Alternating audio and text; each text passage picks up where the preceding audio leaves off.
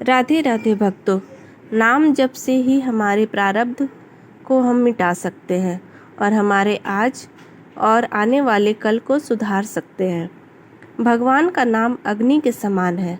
जिस प्रकार अग्नि को अनजाने में भी छू लेने से आपको जला देती है, उसी प्रकार से भगवान का नाम अनजाने में भी लेने से वो आपके पाप जला देती है। कलयुग केवल नाम आधारा, सुमिर सुमिर नर उतरे ही पारा। नाम जप का क्या महत्व होता है, आइए मलुक पीठ वाले श्री राजेंद्र दास जी महाराज अपनी कथा के द्वारा हमें ये बता रहे हैं। तो आइए आनंद लेते हैं।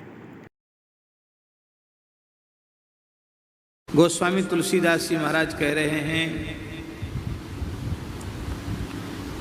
कि हम अपना विचार किसी पर थोप नहीं रहे हैं, पर अपने मन का भाव, अपने मन की बात, अपने मन की श्रद्धा, अपने मन का विश्वास उसे बड़े निश्चल निष्कपट भाव से व्यक्त कर रहे हैं।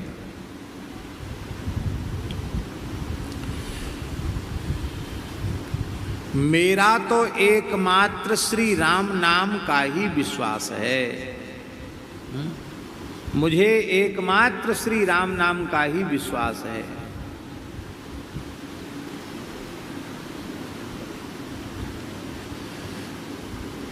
श्री राम नाम के अतिरिक्त, श्री हरि नाम के अतिरिक्त अन्य किसी भी साधन में मेरा विश्वास नहीं है।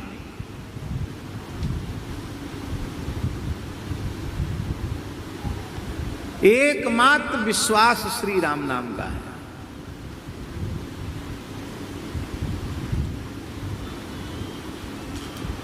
क्यों? उसका कारण क्या है?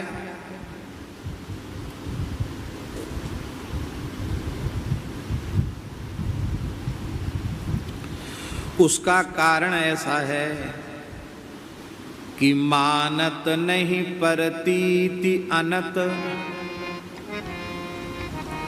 हमारा मन अन्यत्र विश्वास ही नहीं कर रहा है। हमारे मन को यह विश्वास नहीं हो रहा है कि यदि तूने राम नाम के अतिरिक्त किसी अन्य साधन का आश्रय लिया तो तेरा भला हो भी सकता है। यह हमारा मन स्वीकार नहीं कर पा रहा है। मेरा मन तो कहता है कि तेरे जैसे महाअधिम पतित जीव का कल्याण केवल और केवल श्री राम नाम से ही संभव है। तेरे लिए तो कोई दूसरा साधन नहीं है। तो मैंने तो परम विश्वास पूर्वक श्री राम नाम की शरण ले ली है, श्री राम नाम का आश्रय ले लिया। क्यों? क्योंकि मानत नहीं परतीति अनत। अनत परतीत नहीं मानत, अनत मन विश्वास नहीं मान रहा है। क्योंकि ऐसो ही स्वभाव मन बाम को। हमारे मन का उल्टा स्वभाव, ऐसे ही स्वभाव। क्या करें, हमारा मन ही ऐसा है। दूसरे किसी साधन में हमारा विश्वास नहीं है, मन का विश्वास नहीं। तो क्या साधन की निंदा है? क्या वे साधन सदोष हैं? कहते बिल्कुल सदोष साधन नहीं, सब अच्छे हैं।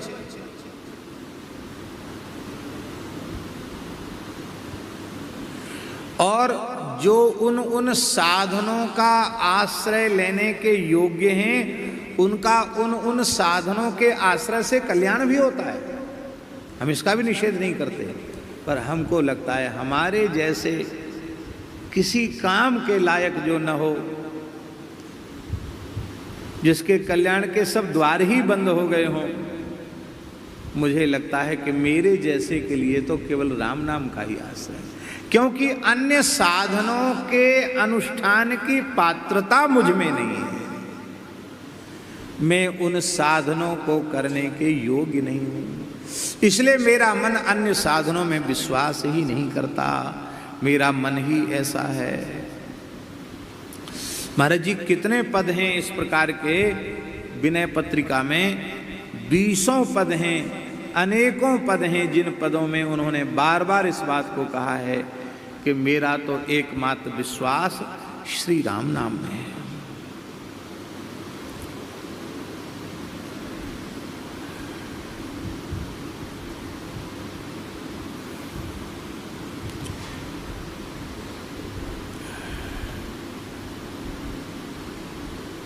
बहुत पद संख्याएं हैं।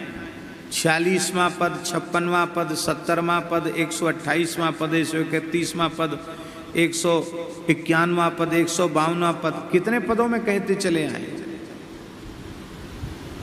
और नाहिन आवत और भरोसो, आगे भी कहेंगे।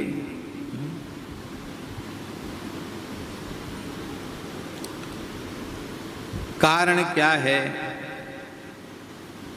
बोले कारण ये है कि लोग बड़े बड़े विद्वान, बड़े बड़े धर्मनिष्ठ आचार्य, शास्त्रों के चूड़ांत विद्वान, शास्त्रार्थ महारथी, महामहोपाध्याय रूप से प्रसिद्ध महानुभाव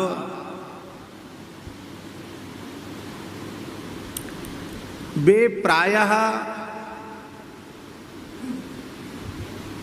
सब छोड़ के केवल राम राम करना, इस साधन को वे प्रायः नहीं मानते।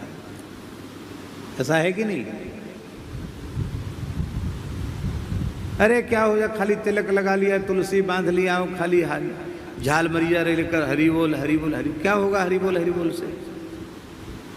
और तो और कहे झाल कूटा, कहते हैं झाल कूटा, ये झाल कूटा है। तुलसी की माला फिराने वालों को कठमलिया कहते हैं, कठमलिया। अरे लकड़ी की माला घुमाते इधर से उधर, क्या होगा कठमाला घुमाने से?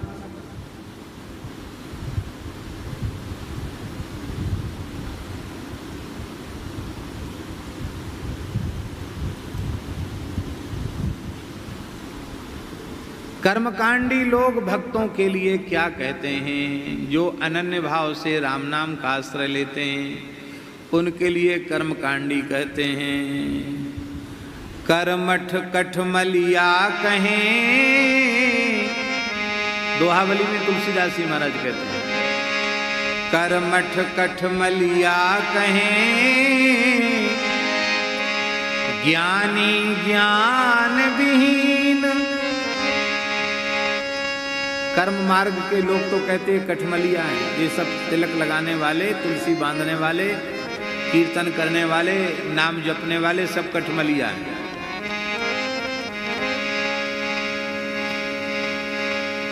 ये मान्यता तो है कर्मकांडियों की, और ज्ञानियों की मान्यता क्या है? कर्मठ कठमलिया कहें, ज्ञानी ज्ञान विहीन। क्या करें बेचारे, मंद भाग्य हैं, न व्याकरण पढ़े, न न्याय पढ़े, न दर्शन पढ़े, कुछ पढ़े तो है ही नहीं। सोहमस्मि इतिवृत्ति अखंडा, इस अखंड वृत्ति में रहना चाहिए। अरे किसको भजना, कौन किसको भजेगा, किसका भजन करना? जिसको तुम भजना चाहते हो वो तो तुम ही हो, तो भजोगे किसको?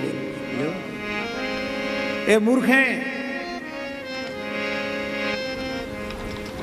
ये अपठित हैं, ये ज्ञानी नहीं हैं, ज्ञान विहीन हैं, इसलिए खाली राम राम के पीछे पड़े हुए हैं। करमठ कठमलिया कहें,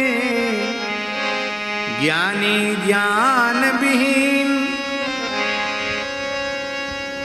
तुलसी त्रिपथ बिहाई गो, राम दुआरे दी।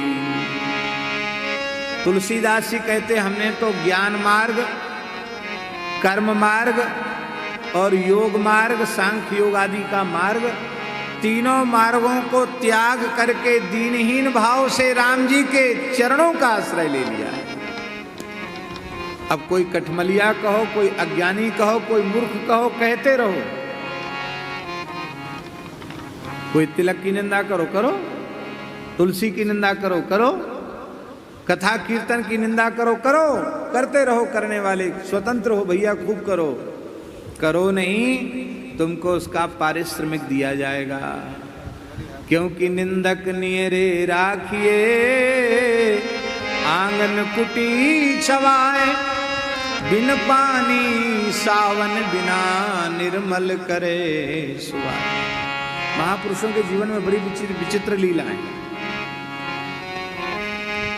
एक महानुभाव हमारे महाराज जी के मित्र ही थे, हम उनको प्रणाम करते हैं। उनका शरीर नहीं है, महाराज जी के मित्र थे इसलिए हम उनको प्रणाम करते हैं। बहुत अच्छे महात्मा, पर भगवान की लीला है।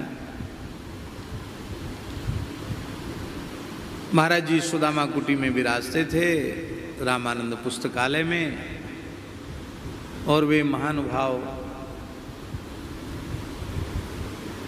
चित्रकूट से चलकर वृंदावन आए थे। तो उन्होंने यहाँ ऐसी योजना रच डाली कि पूज्य श्री सुदामा दास जी महाराज को कह दें कि तुम यहाँ से चले जाओ, और प्रकाशन विभाग, पुस्तकालय सब मैं ही संभाल लूँ।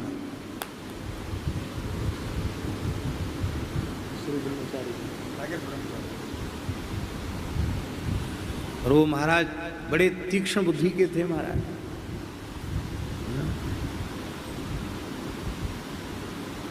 जिसने चाणक्य को न देखा हो वो उनका दर्शन कर ले, इतनी तीक्ष्ण बुद्धि थी उनकी।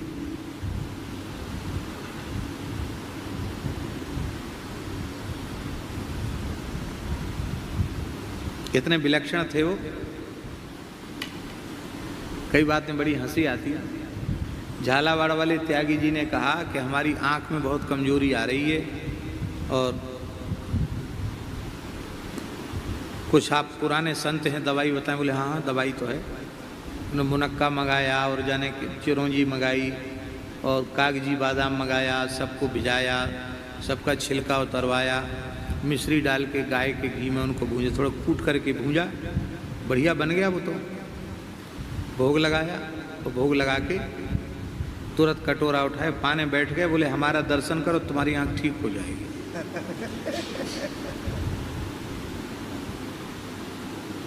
और बोले ऐसा रोज पवाओ तो क्या कहना तुमको, तो फिर गीधही दृष्टि अपार। बोले हम तो विद्यार्थी हैं महाराज, साधु हैं, हम तो एक बार में ही हमारी आंख बिल्कुल ठीक हो गई, अब हम दोबारा आपको। ऐसे विलक्षण महात्मा थे। तो उन्होंने श्री परम पूज्य श्री सुदामा दास जी महाराज के सामने जाकर कुछ ऐसा कहना शुरू किया कि बहुत बड़े लोग होते हैं, वो कान के थोड़े कच्चे होते ही हैं, उनके दिमाग में भी ऐसी बातें भर गई। तो एक गौड़िया महात्मा थे, वो भी बड़े अच्छे संत थे, श्री विपिन बिहारी दास जी। वो पूज्य श्री बड़े महाराज जी के भी बड़े निकट थे, वो भी जाते थे महाराज जी के पास बैठने।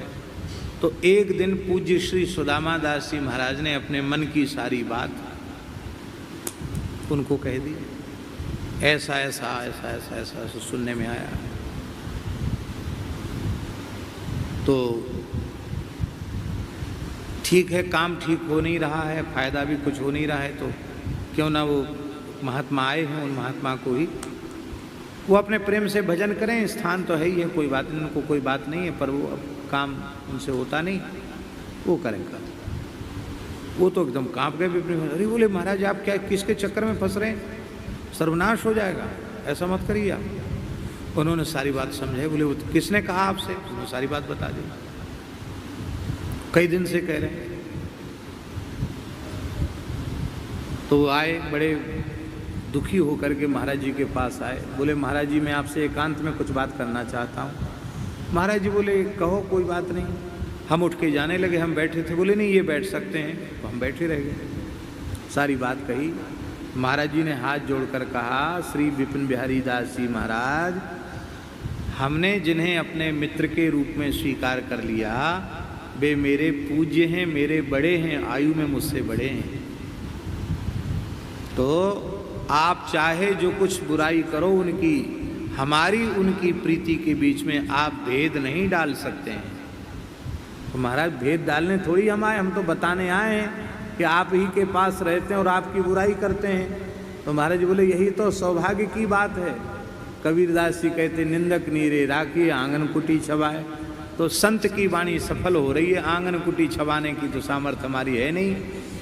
अब तक जो उन्हें हम सेवा उनकी करते थे, दूध घी बादाम, अब उनका दुगना कर दिया जाएगा। क्योंकि अब हमें पता लग गया कि वे हमारे परम हितैषी हैं। प्रशंसक हितैषी नहीं होते हैं, निंदक ही हितैषी होते, महाराज जी ने कहा। और महाराज जी के भाव में बाल के बराबर अंतर नहीं आया, और उन्होंने अपने शब्द के अनुसार वस्तुतः उनका दूध घी बादाम और बढ़िया कर दिया। कभी कहते भक्तमाली जी आज तो रबड़ी की भोग लगे ठाकुर जी को, तो महाराज जी जाओ गोपेश्वर महादेव से रबड़ी ले आओ।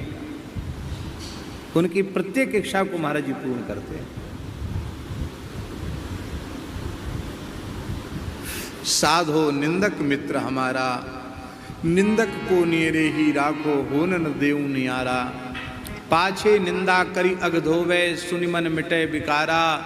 जैसे सोना ताप अग्नि में, निर्मल करे सुनारा। घन अहरन कस हीरा, निवटे कीमत लक्ष हजारा। ऐसे जांचत दुष्ट संत को, करन जगत उजियारा। सुखी रहो निंदक जग माही, रोग न हो तन सारा। हमारी निंदा करने वाला, उतरे भवनिधि पारा। निंदक के चरणन की स्तुति वर्णो बारंबारा। चरण दास कहें सुनिए साधो, निंदक साधक भारा। साधो निंदक मित्र हमारा। महाराज जी ने बोला नहीं, लेकिन उनका जीवन ऐसा था।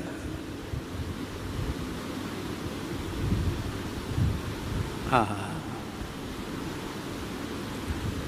हमारी प्रवृत्ति तो ऐसी है कि हम प्रशंसकों को कुछ विशेष देना चाहते हैं कि हमारी विशेष बड़ाई करें वे लोगों के सामने। सिद्ध साधक का जोड़ा।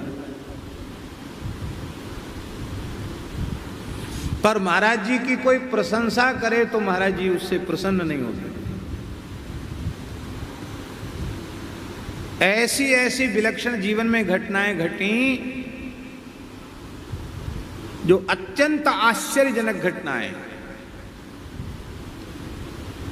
आज श्री नाभाजी प्रियादासी होते तो उन घटनाओं को ग्रंथ में लिखते। ऐसी घटनाएं लखतर में तहसील है सुरेंद्रनगर जिले की, सौराष्ट्र की, वहां एक कुआं, कई बार सुन चुके होंगे, कुआं का पानी एकदम बिगड़ गया था। पंडित जी का कुआं, पंडित जी अभी भी हैं। मुंह में पानी देने योग्य, कुल्ला करने योग्य पानी नहीं रहा था। और महाराज जी की कथा चल रही थी, शबरी जी का चरित्र महाराज जी ने कहा। महाराज जी का चरण धोकर उन पंडित जी ने कुआं में डाल दिया। सवेरे देखा परीक्षण के लिए कि इसका पानी बदला कि नहीं, तो महाराज वो कड़ुआ खारा पानी तो जाने कहाँ चला गया, एकदम मीठा पानी। आज भी है, आप देख सकते हैं अनुभव करके। महाराज दूर से पानी आता था उस गांव में, हजारों का मेला लग गया, भीड़ लग गई दर्शनार्थियों की। ऐसे महात्मा, हमने भी कहा कि देखो कितना चमत्कार हो गया। महाराज जी बोले, इधर आओ पंडित जी, ये झूठी बड़ाई हमको अच्छी नहीं लगती। हमने, महाराज इसमें झूठा क्या है? प्रत्यक्ष के प्रमाणम, प्रत्यक्ष घटना, इसमें झूठ क्या है? महाराज जी बोले, इसमें हमारे पैर की कोई विशेषता नहीं है। हमें पता होता कि हमारे पैर में इतनी विशेषता है तो हमने इससे कुछ कमा लिया होता। हमने तो कुछ कमाया नहीं इससे। इस पैर में कोई विशेषता नहीं है। एक भोले भाले ब्राह्मण की श्रद्धा की विशेषता है। उसकी संत चरण में श्रद्धा है, गुरु चरण में श्रद्धा है। उस श्रद्धा का चमत्कार है, इसमें हमारा क्या है? इसलिए ये बात किसी के सामने मत कहो।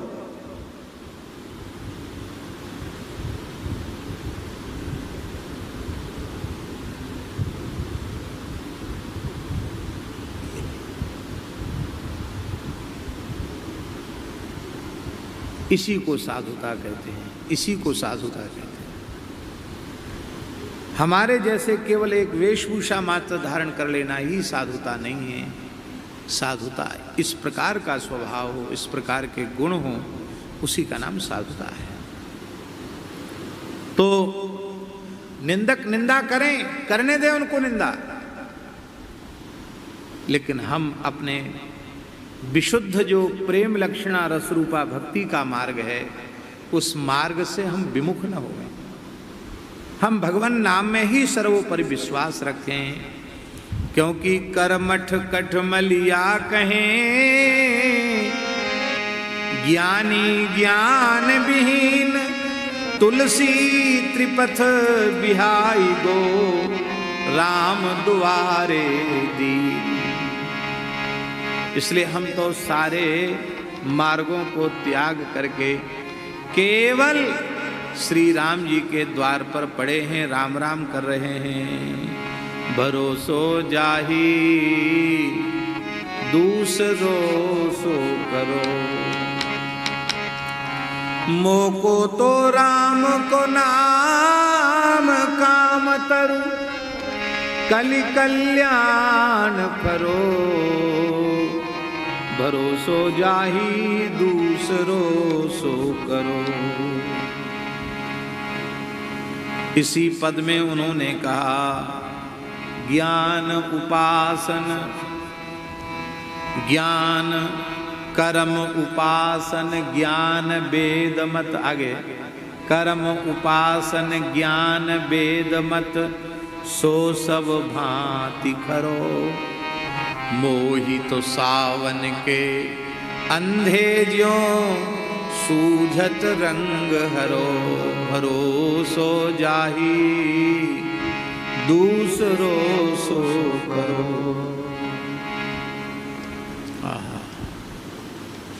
हमें भगवान नाम के अलावा किसी का विश्वास नहीं है। अपनो भलो राम नाम हिते, तुलसी ही समुझी परो। भरोसो जाही दूसरो सो करो।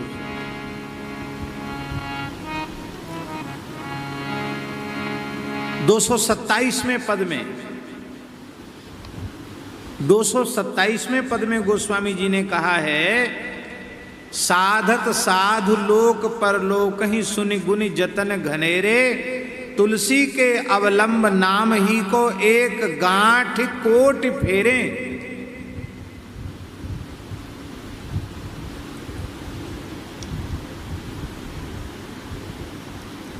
अनेक साधक हैं, अनेक महापुरुष हैं, महात्मा हैं, जो लोक परलोक को साधने के अनेक साधन करते हैं, पर तुलसी की गांठ में तो एकमात्र श्री राम नाम ही। हमारा लोक, हमारा परलोक, सब जगह तो राम नाम ही हमारा है। इसलिए हमारा मन तो बाम है, उल्टा है, वो किसी को नहीं मानता। वो कहता हम तो केवल राम नाम को ही मानेंगे। अरे बोले ये बात ऐसी है, तुम इसलिए नहीं मान पा रहे हो क्योंकि तुम पढ़े लिखे नहीं हो। इसलिए तो हम कहते शास्त्रों को पढ़ना चाहिए। खाली किसी ने तुमको बहका दिया राम राम करो, इसी से कल्याण हो जाएगा कल्याण। अरे कुछ पढ़ो लिखो तो पता चले। एक महात्मा थे,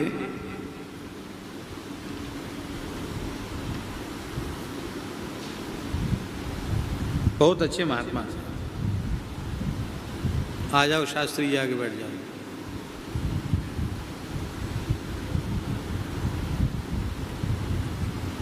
एक महात्मा थे, श्री निम्बार्क संप्रदाय के संत थे। उनका नाम श्री चतुरदास जी था।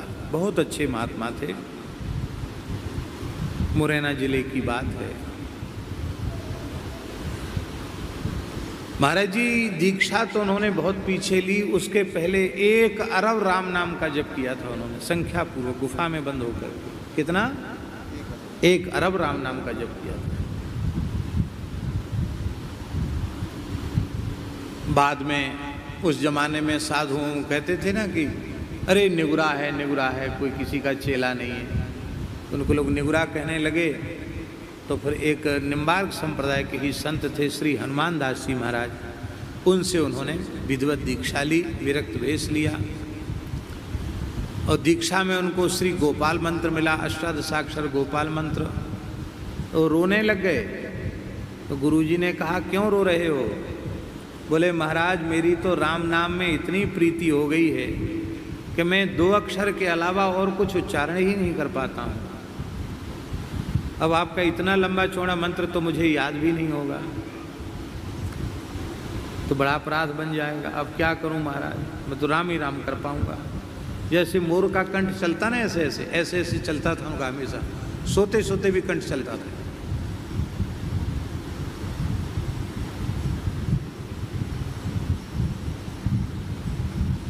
उनके गुरुजी बड़े प्रसन्न हो गए। बोले ये गोपाल मंत्र का अर्थ ही राम नाम है, उसका भाव यही है, तुम चिंता मत करो, तुम्हारे बदले नियम की माला हम फेर लिया करें। एक माला तो फेर लोगे कि ना? हाँ, एक तो फेर लेंगे। बोले इतना फेरते रहो, बाकी तुम्हारे बदले का नियम हम कर लेंगे, तुम तो राम राम करो।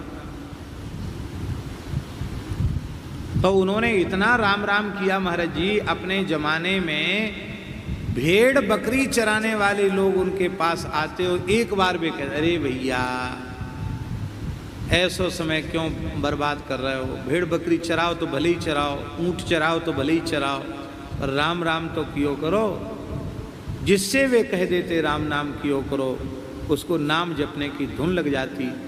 भेड़ बकरी चराने वाले हजारा माला गले में डाल करके राम राम जपते थे, 2-2, 3-3 लाख नाम जप खेत किसानी करने वाले लोग जप लेते थे। ऐसे महात्मा, उनके जमाने में नाम जापकों की बाढ़ सी आ गई थी। तो मुरैना में एक आयोजन था, उस आयोजन में एक सन्यासी महात्मा आए, वेदांत विषय के बड़े प्रकांड विद्वान थे, बड़े अच्छे महापुरुष थे, बड़े विद्वान थे। उनको बुलाया लोगों ने, वो बैठे। तो सामने चतुर्दासी को भी बुलाए लोगों ने, बड़े महापुरुष थे, उनको बुलाया। ऊपर कहा था ऊपर बैठ, बोले नहीं हम नीचे बैठेंगे, सामने बैठ के कथा सुनेंगे। तो ऐसी साधारण भाव से जैसे बाबा बैठे हैं ऐसे बैठ गए। अब वो महात्मा जो प्रवचन करने आए थे ना, उनको पता नहीं क्या दिमाग में हुआ, उन्होंने देखा कि सब यहाँ बाला झूली लेके खटखटा रहे हैं, हजारा माला ले लेके बैठे हैं लोग। तो उनको क्या लगा कि हम तो गंभीर वेदांत की चर्चा करना है, ये सब माला फेर रहे हैं, कोई नाम लिख रहा है, कोई माला फेर रहा है, हमारी बात तो कोई सुन ही नहीं रहा। तो खींच गए और खींच कर क्या बोले कि अरे ये किसने तुमको बहका दिया? ये झाल मगीजा कूट कर हरे रामा हरे कृष्णा करने से थोड़ी कुछ होगा, ये राम राम करने से कुछ नहीं होगा, हरि बोल करने से कुछ नहीं होगा। अरे ये तो प्राथमिक साधन है, भारी शुरुआत में लगाने के लिए लगा दिया राम राम, ये आखिरी नहीं है, ये तो प्राइमरी साधन है। हम तो तुम्हें सर्वोच्च अवस्था का ज्ञान कराने आए हैं कि तुम किसको प्राप्त करना चाहते हो, तुम तो वही हो, ऐसा कुछ बोलने लगे। वेदांतियों वाला प्रवचन। अब बेचारे चतुर्दासी तो कथा सुनने बैठे थे। जैसे अपने हमारे भरतदास जी है ना, दुबले पतले बूढ़े महात्मा, ऐसे दुबले पतले महात्मा थे चतुर्दास जी, तगड़े भी नहीं थे। और कभी जीवन में गुस्सा नहीं किया उन्होंने, पर पता नहीं क्या उनको आवेश आ गया, हुंकार किया उन्होंने हनुमान जी के जैसी, और उछल के मंच पर चढ़ गए। और चढ़ के वो कथावाचक जो स्वामी जी थे उनको उठा के मंच के नीचे धड़ाम से पटक दिया, पटक कर घोंटू से चढ़ गए छाती पे, और एक घूंसा ऐसे लेके देहाती भाषा में इतकी इत बित की बातें क्यों करे, हिये में धल्ले राम नाम, हिये में धल्ले राम नाम, हिये में धल्ले, घूसे घूसा जमा में छाती में, हिये में धल्ले राम नाम, हिये में धल्ले राम नाम। बेचारों के कपड़े उपड़े फट गए, चोट भी आई ही होगी, इतने क्रोध में उठा के पटका। तो बड़े प्रतिष्ठित व्यक्ति थे और बड़े प्रतिष्ठित व्यक्ति थे, उनका इस तरह से तिरस्कार हुआ। लोग उठ के खड़े हो गए और महाराज को पकड़ा। इनको अप्रत्याशित घटना थी, क्योंकि चतुर्दास जी तो बहुत सीधे महात्मा थे, उनमें कभी गुस्सा ही नहीं। ये हुआ क्या, लोग समझ भी नहीं पाए ये हुआ क्या। जैसे महात्मा को पकड़ा, पकड़ते ही वो बेहोश हो गए। फिर जब होश आया तो रो रो कर कहने लगे कि मेरे प्राण छूट जाएं, नाम की निंदा हमें क्यों सुननी पड़ी, मेरे प्राण निकल जाएं। नाम के प्रति जिसमें श्रद्धा ने उसका मुंह क्यों देखना पड़ा। हाय हाय मेरे प्राण छूट जाए।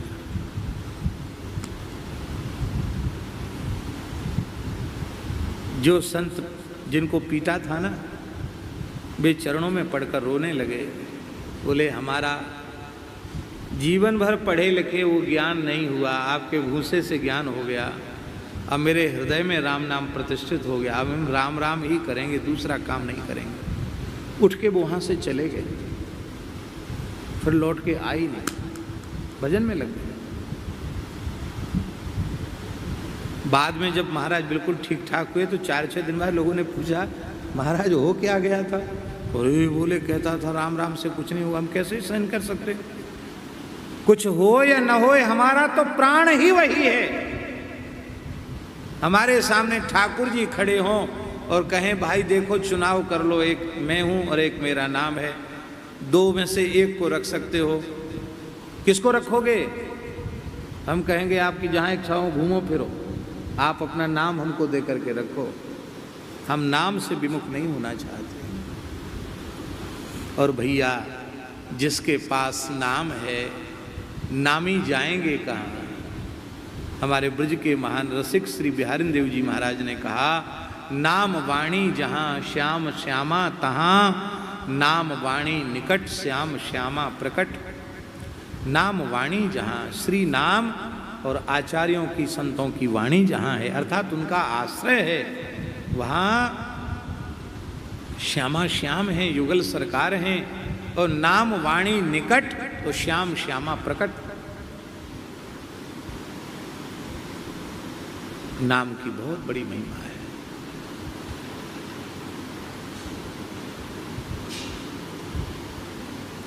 पतंग उड़ाने वाले के हाथ में पतंग की डोर बनी रहे तो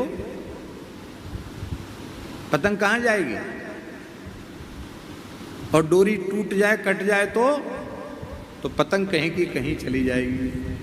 पतंग तो श्री ठाकुर जी हैं और डोर श्री राम नाम है, हरिनाम डोर है।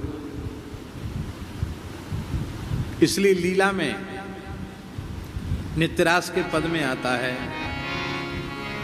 कहाँ जाएगी पतंग तेरे हाथ में है डोर, बन नाचे नटनी को आली नंद को किशोर, बन नाचे नटनी को आली नंद को किशोर। हमें केवल इतना अंश कहाँ जाएगी पतंग तेरे हाथ में है डोर, कहाँ जाएगी पतंग तेरे हाथ में है डोर, बन नाचे नटनी को आली नंद को किशोर, बन नाचे नटनी को आली नंद को किशोर। हे श्यामाजू ठाकुर जी पतंगे कहाँ जाएंगे, तुम्हारे हाथ में कृष्ण नाम की डोर है। नाम ही डोर है जिसमें ठाकुर जी बंधे रहते हैं। इसलिए अनन्य भाव से हैं? तो कुछ पढ़े लिखे होते तो ऐसी बातें उल्टी पलटी बातें नहीं करते, तुम्हारे मन में ऐसा नहीं होता। अच्छा एक बात बताओ, तुलसीदास जी पढ़े लिखे नहीं है क्या?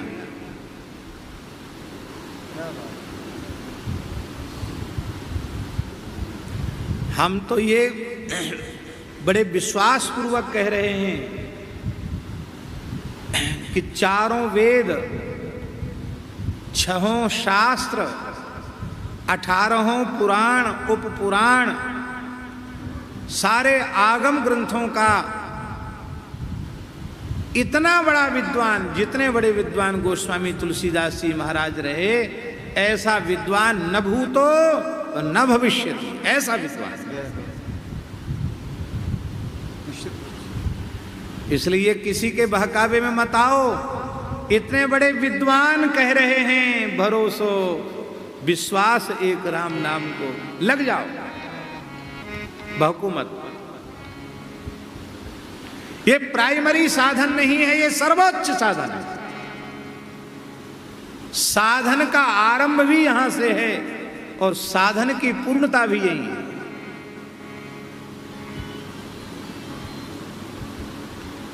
आप शंकर जी से बड़े ज्ञानी नहीं हो सकते हैं। शंकर जी योगीश्वर हैं। कौन है? श्री कृष्ण योगेश्वर हैं और शंकर जी योगीश्वर हैं। जितने योगी इस विश्व ब्रह्मांड में भये हैं होने वाले हैं, सबके अधीश्वर भगवान शिव ही हैं। इनसे बड़ा योगी और कोई दूसरा नहीं। बीते संवत सहस 87 तजी समाधि शंभु अविनाशी। 87 हजार वर्ष तक समाधि में बैठे रह जाते हैं।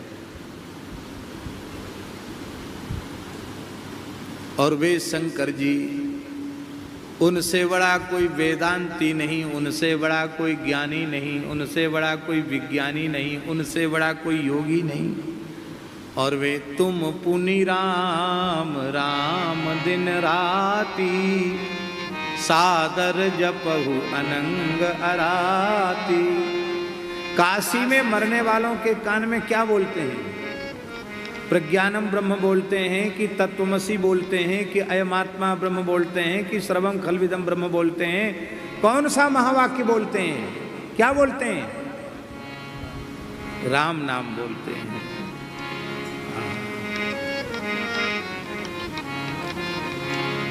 जिस साधन को भगवान शिव ने अपना प्राण मानकर स्वीकार किया हुआ है, वो साधन प्राइमरी साधन है।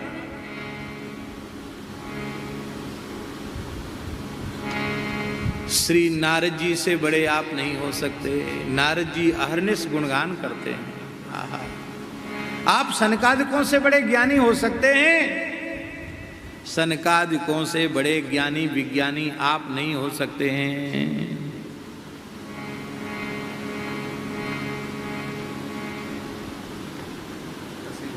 हरिशरणमित्येवं नित्यं येषां मुखे वचः अतः काल समादिष्टा जरायुष्मान न वादते। हरिशरणम हरिशरणम हरिशरणम हरिशरणम निरंतर सनकादिक भगवान उच्चारण करते रहते हैं। इसलिए माया और काल का प्रभाव उन पर नहीं होता है। सनकादिक उसमें बड़े ज्ञानी हैं, आप सिद्ध हैं, उनसे बड़े विद्वान हैं आप। व्यास जी से बड़े विद्वान हैं क्या? शुकदेव जी से बड़े विद्वान हैं क्या? अरे भाई, हनुमान जी तो बुद्धिमताम वरिष्ठम ज्ञानी नाम अग्रगण्यम।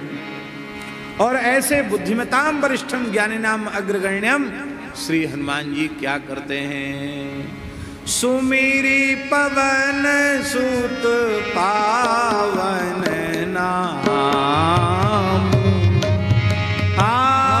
सुमेरी पवन सुत पावन नाम।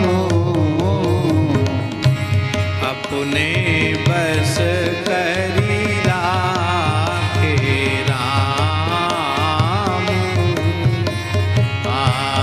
अपने बस करी राखे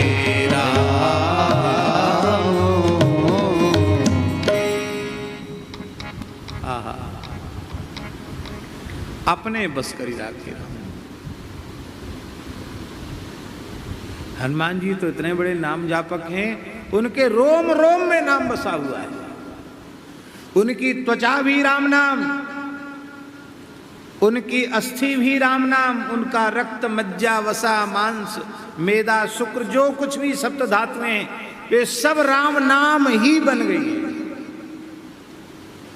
उनकी संपूर्ण ज्ञानेंद्रियां कर्मेंद्रियां राम नाम है। मस्तक से लेके चरण तक, चरण से मस्तक तक नाम विग्रह है श्री हनुमान जी। मूर्तिमंत नाम का स्वरूप है श्री नाम। महाराज ही हनुमान जी महाराज। श्री हनुमान जी महाराज राम जी की सेवा में अहर्निश रहते हैं। पर कभी कभी तो ठाकुर जी की सेवा में अवसर होता कि नहीं। जैसे ठाकुर जी मध्याह्न में राजभोग के बाद पौड़ गए, विश्राम में चले गए, तो हनुमान जी को फुर्सत हो गई। हनुमान जी उस अनवसर के समय हनुमान जी सरयू जी के तट पर चले जाते हैं और करताल लेकर के कीर्तन करते हैं, श्री राम जय राम जय जय राम, श्री राम जय राम जय जय राम, श्री राम जय राम जय जय राम, श्री राम जय राम जय जय राम, श्री राम जय राम जय जय राम, श्री राम जय राम जय जय राम, श्री राम जय राम जय जय राम, श्री राम जय राम जय जय राम, श्री राम जय राम जय जय राम, श्री राम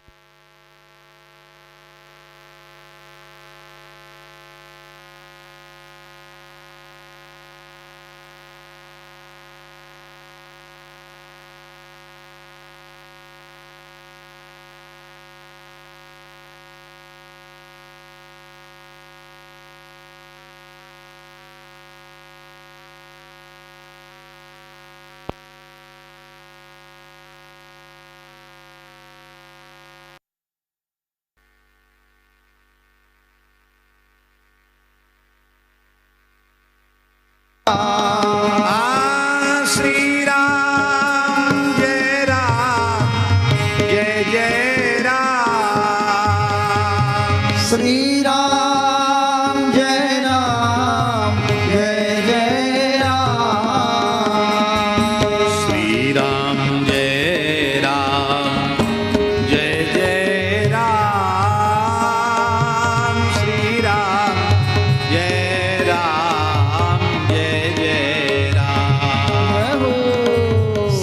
श्री राम जय राम जय जय राम, श्री राम जय राम जय जय राम, श्री राम जय राम जय जय राम, श्री राम जय जय राम, श्री राम जय राम जय जय राम, श्री राम जय राम जय जय राम, श्री राम जय राम जय जय राम, श्री राम जय राम जय जय राम, श्री राम जय राम जय जय राम, श्री राम जय राम जय जय राम, श्री राम जय राम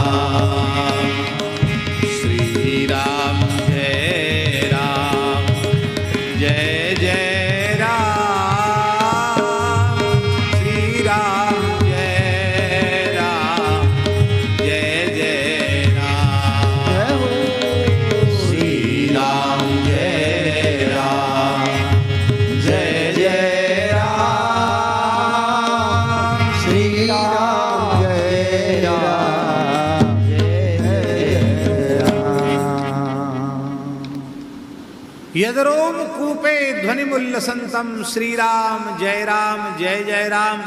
उनके एक एक रोम के छिद्र से श्री राम जय राम निकलता है। नेत्रों से अविरल प्रेमाश्रुधार बहती रहती है। ऐसे प्रेमोन्मत्त होकर श्री हनुमान जी कीर्तन करते हैं। कभी भूल से स्वप्न में भी अस्वीकार न करो कि कथा कीर्तन नाम जप नाम स्मरण नाम कीर्तन ये प्राथमिक साधन है, सर्वोच्च साधन है। सब कुछ पढ़ लिया, सब कुछ कर लिया, पर इस राम नाम के आश्रय को ग्रहण नहीं किया तो आपके जीवन के सारे साधन किसी काम में आने वाले नहीं। श्री गुरु नानक देव जी ने कहा, नाम लिया जिन सब लिया, सकल शास्त्र का भेद, बिना नाम नर के गया, पढ़ी पढ़ी चारों वेद। इसलिए ऐसा मत कहो कि गोस्वामी जी पढ़े लिखे नहीं, और वे निश्चय करके कह रहे हैं, विश्वास एक राम नाम को। बोले क्या करें, तुम्हारा दिमाग इसलिए ऐसा बिगड़ गया है कि तुम पढ़े लिखे नहीं हो। तो गोस्वामी जी उसका समाधान कर रहे हैं, पढ़िबो पर्यो न छठी छमत ऋगु, जजुर अथर्वण साम को। एक कहावत प्रसिद्ध है, छठी रात को लिख दई जो विधिना ने अंक, और राई घटे न तिल बड़े, रहुरे जीव निसंग। छठी रात को लिख दई जो विधिना ने अंक। छठी रात्रि को विधाता विधिना आकर के लिख देते हैं, कहते वो वही होता है जीवन में, वैसे ही घटित होता है। अब तो छठी भी बंद हो गई। छठी में पूरी रात जगती थी माताएं, दीपक ईपक जला करके विधना लिख जाएं, अच्छा भाग्य लिखें, जातक का, सब खत्म हो गया। महाभारत में लिखा है, क्या लिखा है, बोले 5 चीजें पेट में ही निश्चित हो जाती हैं, छठी में तो पक्की हो जाती है, मोहर लग जाती है। कौन कौन चीजें?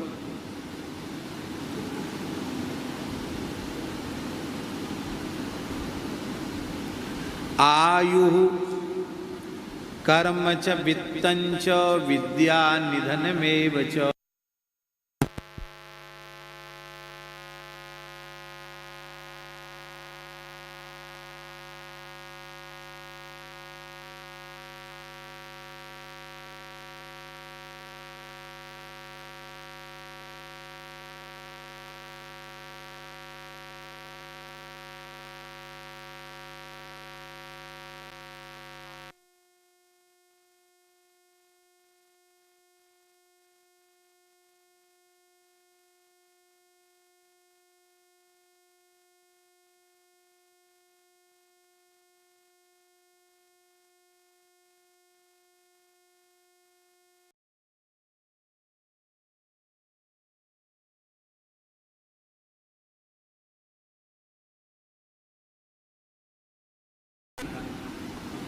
हमारे छठी में भी नहीं कि हम पढ़ेंगे लिखेंगे भी। क्यों? झूठ बोल रहे हैं तुलसीदास जी, बोलिए, झूठ तो नहीं बोल रहे हैं। क्यों? छठी भाई कहाँ उनकी?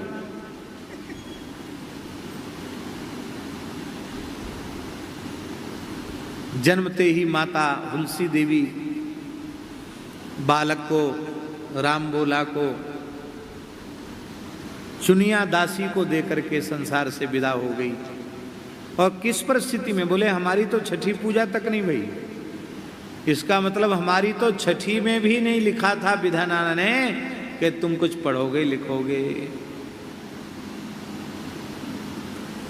तो विधना के अंक से तो हम पढ़े लिखे हैं नहीं। तो गुरु जी की कृपा हो गई, कुछ 2-4 अक्षर पढ़ लिए, हो गया। वो क्या है? लेकिन हम अपने को पढ़ा लिखा नहीं मानते। ये है उनका दैन्य। कहते हैं पढ़िबो पर्यो न छठी। हमारे पढ़ने का संस्कार तो हमारे छठी में भी नहीं लिखा गया है, क्योंकि छठी तो हमारी भई ही नहीं।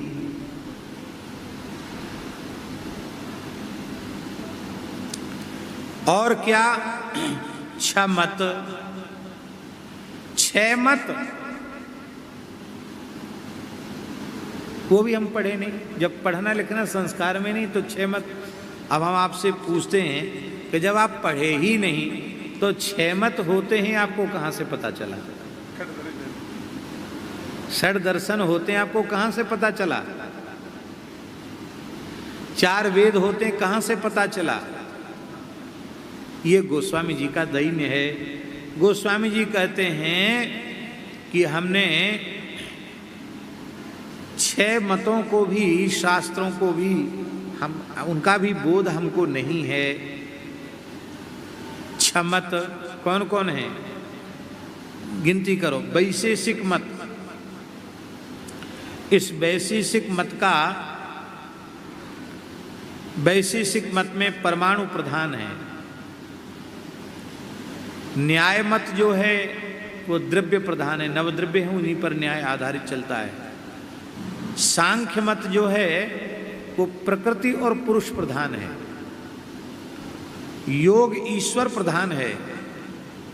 और पूर्व मीमांसा जैमिनी जिसके आचार्य हैं वो कर्मकांड प्रधान है। और उत्तर मीमांसा जो व्यास की ब्रह्म सूत्र है वो ब्रह्म प्रधान है। इसमें वैशेषिक मत के आचार्य कणाद हैं,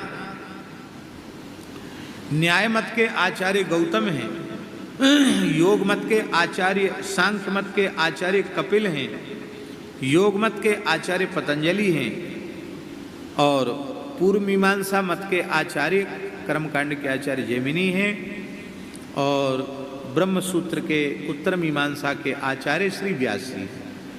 ये छहों मत के 6 ऋषि हैं। कहते महाराज ये 6 मत हमारी छठी में भी नहीं लिखे थे।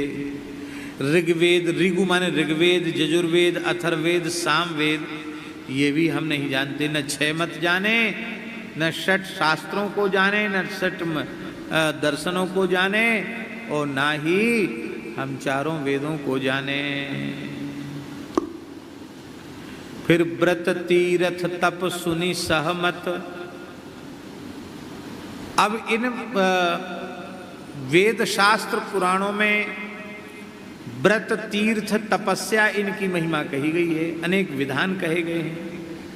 कहते इनको पढ़ने के बाद हमारे मन में तो बड़ा संकोच होता है। क्या संकोच होता है? बोले हमारे में संकोच होता है कि अरे हमारे जैसे महा आलसी, घोर आलसी, मंद बुद्धि जीव के लिए ये सब नहीं है। हमारे लिए तो राम राम ही अच्छा है। व्रत उपवास में कितनी पीड़ा होती है, कितना कष्ट सहना पड़ता। तपस्या में घाम, वर्षा, शीत आदि सहन करना पड़ता है। और पहाड़ों में, जंगलों में, कंकड़ पत्थर, वन बीहड़ में पैदल जाना पड़ता है। शरीर क्षीण हो जाता है। तो इस देह के प्रति हमारी ममता है।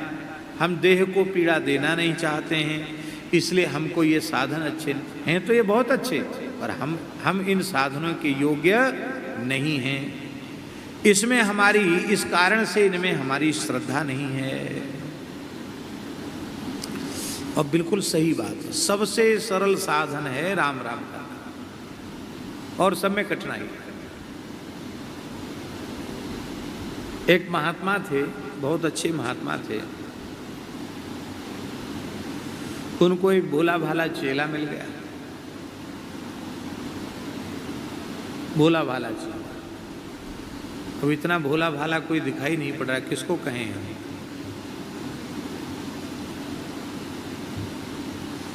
चलो धन्ना भगत कोई कह देते हैं, ये भोला भाला है। धन्ना जी थे भी भोले भाले। ऐसा कोई भोला भाला चेला मिल गया। और गुरु जी योगी थे, वो आसन सिखाने लग गए। तो भोले भाले चेला ने कहा महाराज सबसे बड़ा आसन बता दो आप तो हमको, जिससे जल्दी सिद्ध हो जाए। बोले महाराज शीर्षासन योगासन में सबसे श्रेष्ठ है, क्योंकि शीर्ष माने बड़ा, सबसे ऊंचा आसन है, सिर के बल पर खड़े होना। कितनी देर में सिद्धि मिल जाती? बोले 3 घंटा में सिद्धि। अब एक ही साथ कोई 3 घंटे सिर के बल खड़ा हो जाए तो उसका तो मरना हो जाएगा बेचारे का। धीरे धीरे अभ्यास बढ़ाया जाता, 2 मिनट, 3 मिनट, फिर 5 मिनट, 10 मिनट, धीरे धीरे अभ्यास करते करते हमने सुना कि पूज्य धर्म सम्राट स्वामी कृपात्री जी महाराज 2.5, 3 घंटे तक शीर्षासन कर लेते थे। हमने सुना उनके बारे में, और सबकी सामर्थ्य तो नहीं होती। वो भोला भाला चेला था, उसने कहा कैसे तो डगमगा जाएंगे, को दीवाल के कोने के सहारे ऐसे कुंडरी सी बनाए के और सिर के नीचे करके ऊपर। बोले अब चाहे मरें चाहे जिए 3 घंटे के बाद ही अपना आसन खोलेंगे। थोड़ी देर में महाराज सुन्न हो गया, ये सिर इतना बड़ा फूल गया उसका, ये हो गया सर। आंख लाल हो गई महाराज, नाक से खून आ गया, लेकिन था पक्का महाराज। वो 3 घंटा क्या, 3 घंटे के बाद तो सुन्न हो गया, टिका रह गया जैसे कोई मुर्दा टिका हुआ हो। गुरुजी ने कहा कि भाई कहता था कि सबसे बढ़िया आसन बताओ, बहुत देर होगी आसन करके अब तक आए नहीं कमरे से, देखें तो महाराज उसकी तो हालत खराब थी। पर वो महात्मा बड़े योगी थे, समर्थ थे, उन्होंने जैसे तैसे नस उतार करके कुछ करके औषधि लेप करके कई दिन तक उसकी चिकित्सा चली। तब जाके एक दिन शीर्षासन किया और महीना भर तक गुरुजी ने सेवा करी चेला, तब जाके जैसे तैसे ठीक हुआ वो। फिर भी थोड़ा बहुत तो आंख लाल रह गई और सिर थोड़ा भारी हो गया उसका। तो महात्मा बोले देखो महाराज ये हमारा योगी चेला है, देखो इसका एक ही दिन में योग सिद्ध हो गया।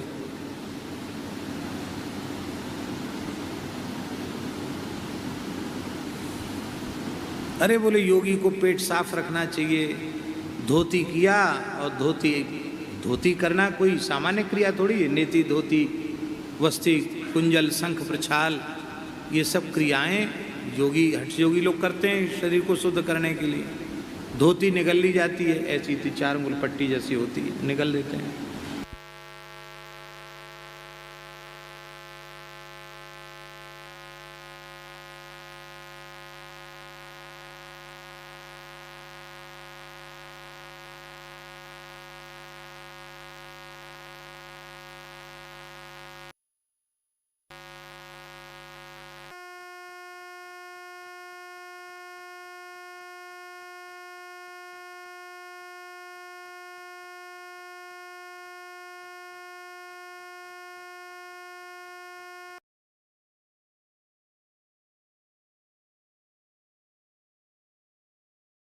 इन सब साधनों में संकट है, समस्या है, पर सीधे सीधे राम राम करने में कौन सा संकट है, कौन सी समस्या है? तो तुलसीदास जी कहते हमको तो लगता हमारे जैसे के लिए तो केवल राम नाम ही है, इसलिए हमें तो एकमात्र श्री राम नाम का ही विश्वास है। तपस्या आदि साधन बड़े कठोर हैं, हमसे बनने के नहीं है, पर राम नाम ही श्रेष्ठ ये समझने के लिए अवसर चाहिए। अपने राम पहली बार जब गिरनार गए, चढ़े न गिरनार, तो गिरनार पर्वत चढ़े, दत्त भगवान की चरण पादुका का दर्शन करने गए। अब तो सुनते हैं कि काफ़ी अच्छा वहाँ चढ़ने का मार्ग बना दिया है। हम जब गए थे तब मार्ग बहुत अच्छा नहीं था, कम से कम 30-32 साल पहले तो गए होंगे।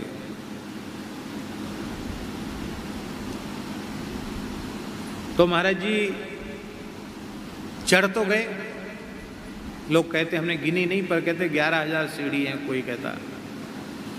तो चढ़ तो गए, चढ़ने में हम सबसे आगे रहे, हमारे साथी पीछे रह गए। उत्साह में चढ़ते चले गए, चढ़ते चढ़ते चढ़ते चढ़ते सबसे पहले पहुंच गए हम, और वहाँ बैठ करके सबकी प्रतीक्षा करते रहे। बाद में वो आए, हमारे संगी साथी लोग। और चढ़ने के बाद ये पैर ऐसे भर गए, जांघ ऐसी भर गई कि अब हमको पैर हिलाते न बने, सूजन आ गई पैर में। तो हमने उनसे कहा कि अब तुम लोग जाओ, अब हम यहीं रात को रहेंगे, क्योंकि हमारा शरीर अब इस योग्य नहीं है। क्या? अरे बोले महाराज यहाँ तो शेर वेर घूमते हैं, जंगल है ये, अब शेर घूमे चाहे चीता घूमो, हम तो यहाँ से जा नहीं सकते, चल नहीं सकते। अरे नहीं महाराज अंधेरा हो जाएगा, चलो चलो चलो चलो चलो, रात को यहाँ कोई रहता नहीं है, पकड़ लेते हैं आपको, चलो धीरे धीरे चलो। तो धीरे धीरे उतरना शुरू किया, आँख से आंसू आ गए, इतना डर गए, इतना दुखी हो गए।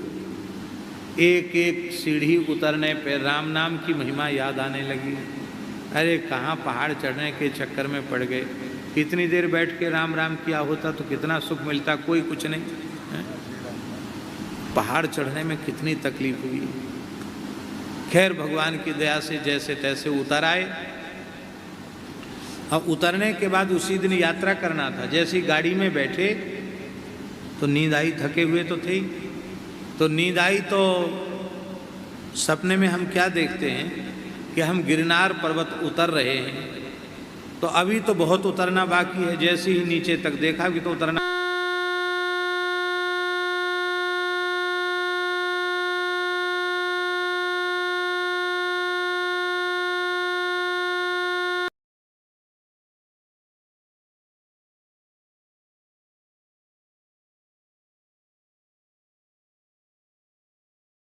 भगवान के नाम से जैसा सरल साधन है।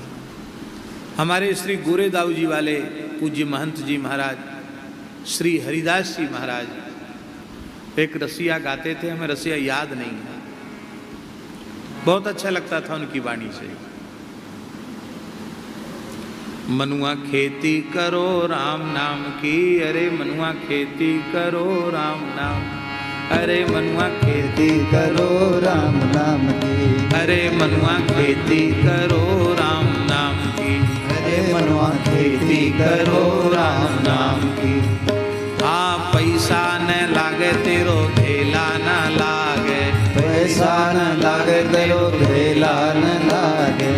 जिह्वा हले मुँह में चाम की, हाँ जिह्वा हले मुँह में चाम की, अरे मनुआ खेती करो हरि नाम, अरे मनुआ खेती करो राम नाम की, अरे मनुआ खेती करो राम नाम की। खुद हारमोनियम बजा के गाते थे, बहुत अच्छा लगता था उनकी वाणी।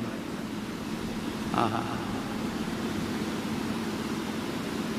गोस्वामी जी कहते हैं कि व्रत, तीर्थ, तपस्या, इनकी क्लिष्टता को, इन साधनों की क्लिष्टता को सुनकर के हमारा मन तो ऐसे सिकुड़ जाता है। बोले रे भैया तुम नहीं कर सकते हो, मत करो तो पची मरे। इन साधनों में पच के कौन मरे? करे तन छाम को। इस शरीर को बेचारे को इतना दंड देना अच्छा नहीं है, इस शरीर को दुर्बल क्यों करे।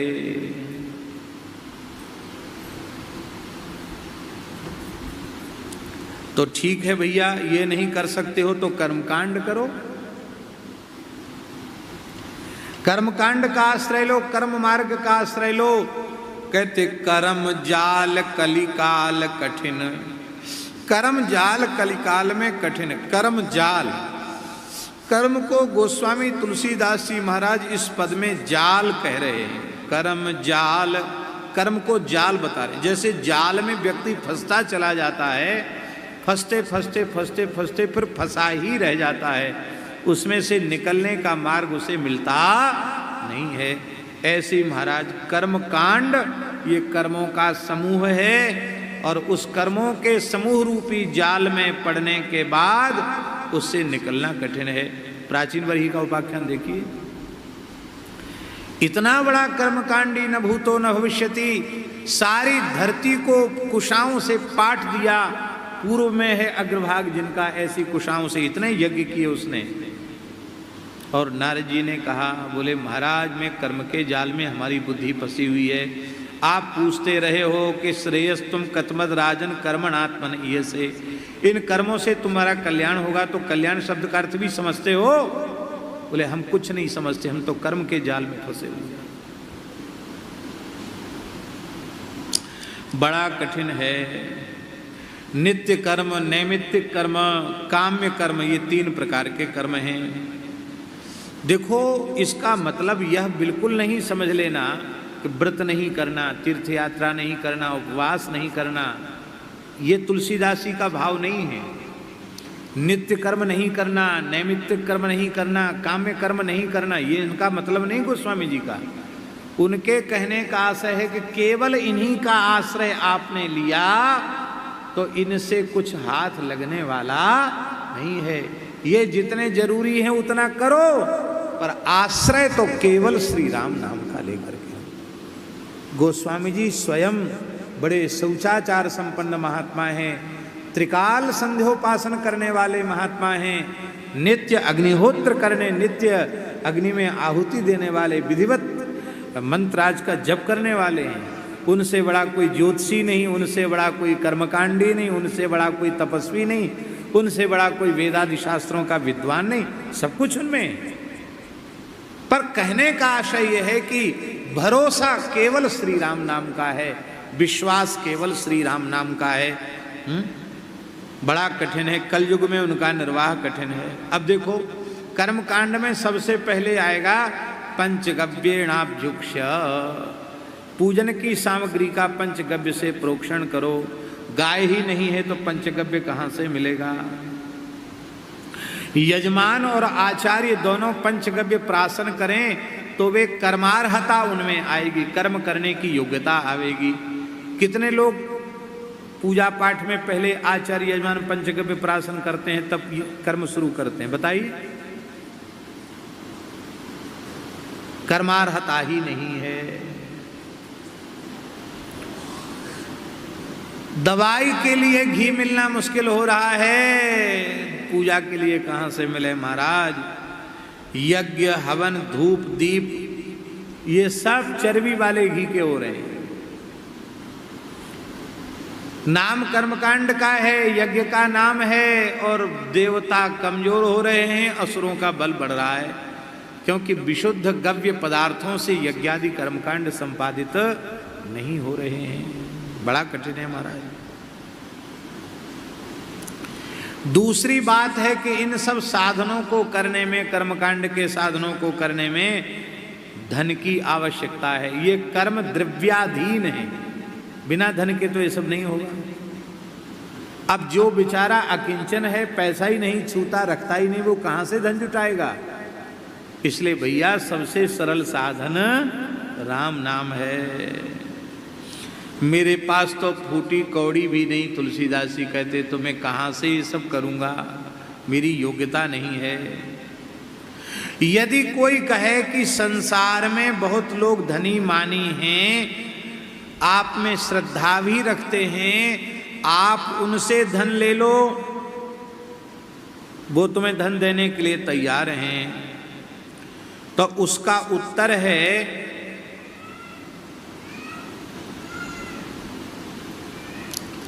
गोस्वामी जी का, कर्म जाल कलिकाल कठिन आधीन सुसाधित दाम को। सुसाधित दाम बहुत ऊंची बात है, शास्त्री जी लिखने योग्य बात है। सुसाधित दाम, आप देश काल और वस्तु की पवित्रता है, उत्तम आचार्य उत्तम यजमान प्राप्त है, लेकिन कर्म का यज्ञादि कर्मकांड जिस धन से किए जा रहे हैं वो धन न्यायोपार्जित नहीं है। तो आप चाहे तुम पंचगव्य का ही आहार करके कर लो तो भी कुछ होने का नहीं है। वो धन को कमाने वाला कौन है, उसने कैसे कमाया है, उसके देने के पीछे भावना क्या है, इसका बड़ा महत्व है। किसी का धन लेने योग्य है?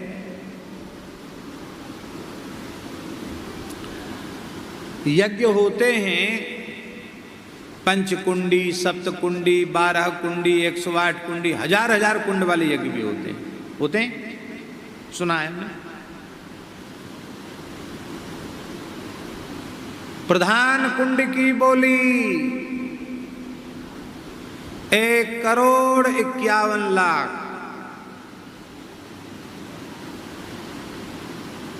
इतना बड़ा यज्ञ प्रधान कुंड की 1,51,00,000, 51,00,001, 51,00,002, 51,00,003।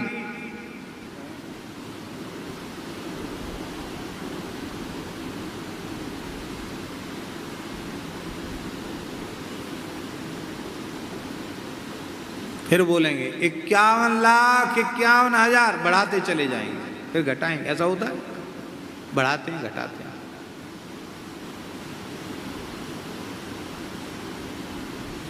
फिर एक कहता है कि हाँ, हाथ खड़ा कर दिया, 1,51,00,000, दूसरा खड़ा हो जाता है। कई बार तो ऐसा तो पहले से उनको बता दिया जाता है कि तुम थोड़ा रेट बढ़ाने के लिए बोली बोल देना। बोले 1,51,51,000। फिर वो 4-6 बार बोले 1,51,51,000, 51,000। है कोई दूसरा माई का लाल, फिर तीसरा खड़ा होगा और बढ़ा देगा। अंत में धनुष टूट जाएगा। ये यजमान निश्चित हो गए। फिर मंदिर की तो इंद्रध्वज चढ़ाने का यजमान, कलश चढ़ाने का यजमान, प्रधान आरती का यजमान, सबकी बोली है। योग्यता क्या है व्यक्ति की? केवल धन।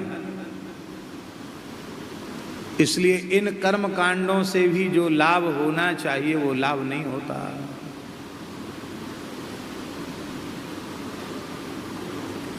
सुसाधित दाम को, गोस्वामी जी विनय पत्रिका में, वो दाम सुसाधित नहीं है, दुस्साधित है। अपवित्र तरीके से कमाया गया है, ठीक ढंग से कमाया नहीं है। अब वो संध्योपासन संपन्न होना चाहिए, शिखा सूत्रधारी होना चाहिए, वैदिक सदाचार संपन्न होना चाहिए। ये सब कुछ योग्यता उसकी धरी रह जाएगी। केवल एक ही योग्यता उसकी रहेगी कि वो धनवान होना चाहिए। धनवान होना योग्यता नहीं है। यस्यास्ति भक्तिर् भगवत्य किंचना सर्वैर्गुणैस्तत्र समासते सुरा हराव भक्तस्य कुतो महद्गुणा मनोरथेना सति धावतो। सारे ब्रह्मांड में, सारे विश्व में सबसे बड़ा कोई धनहीन व्यक्ति है, निर्धन है, पर उसके हृदय में निष्काम रसरूपा प्रेम लक्षणा भक्ति विराजमान है। तो हरि ही अपि वैकुंठनाथ भगवान अपने वैकुंठ से आकर के उसके प्रेम के सूत्र में बंध करके, भक्ति के सूत्र में बंध करके उसके हृदय में विराजमान हो जाते हैं। भक्ति के सूत्र में बंधकर विराजमान हो जाते, इसका तात्पर्य है उस भक्त के हृदय को छोड़कर कहीं नहीं जाते हैं।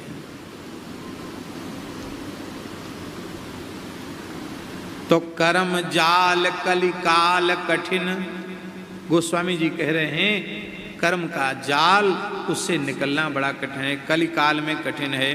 कथनचित उसको ठीक से कर भी लिया जाए तो जिस धन के द्वारा उसकी व्यवस्था का संपादन किया जा रहा है वो धन पवित्र नहीं है, वो धनी मानी लोग पवित्र नहीं हैं।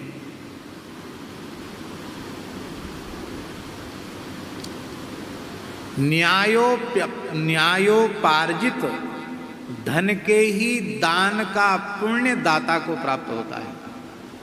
अधर्म पूर्वक जो वस्तु कमाई गई है उसके दान का पुण्य तो नहीं मिलता, अपितु महाभारत में व्यास जी ने लिखा है कर्ता पापेन लिप्यते, दान करता उस पाप से लिप्त हो जाता है। इसलिए अपने परिश्रम पूर्वक झूठ बोल करके, बेईमानी करके, धोखा दे करके, किसी को पीड़ित करके जो धन इकट्ठा किया गया उस धन से दान पुण्य में कोई लाभ नहीं, सुसाधित नहीं है। और ज्ञान विराग जोग जप तप भय लोभ को मोह को काम को।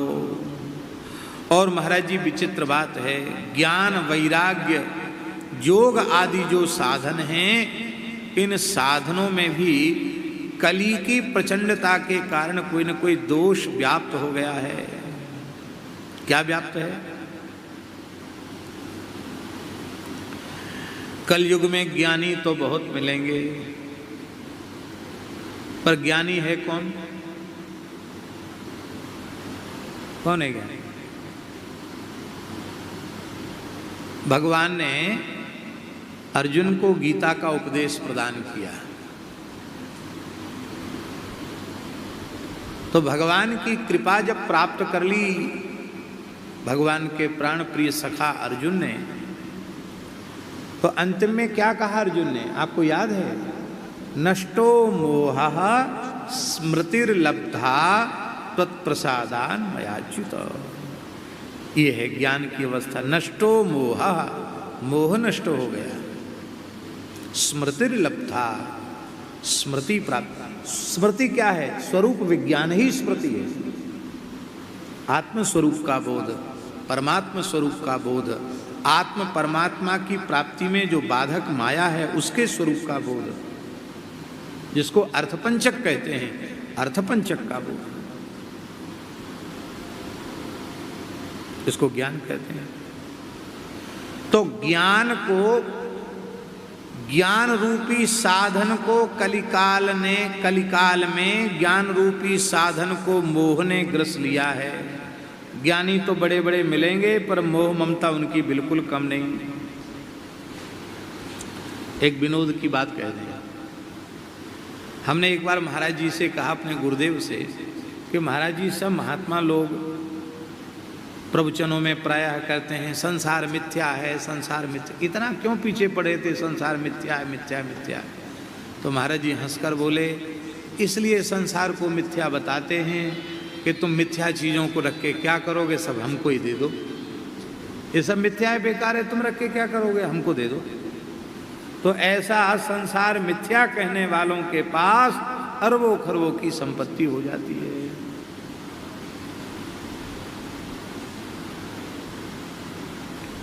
हम लोग तो संसार को मिथ्या नहीं मानते,